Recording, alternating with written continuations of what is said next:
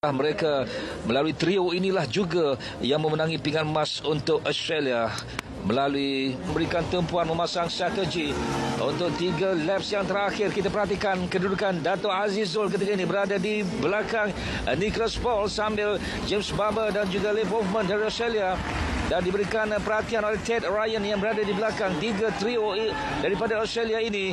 Dan ketika ini bagaimana Dato' Azizul untuk 2 pusingan yang terakhir.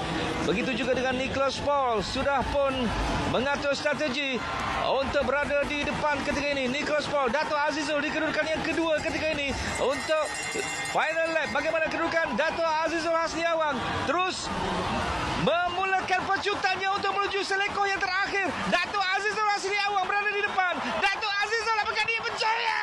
Dan kita memenangi pinggan emas. Wah,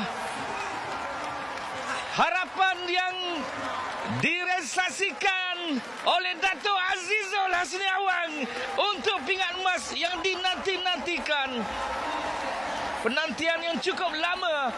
Dan ya, The Pocket Rocketman, usia sekadar angka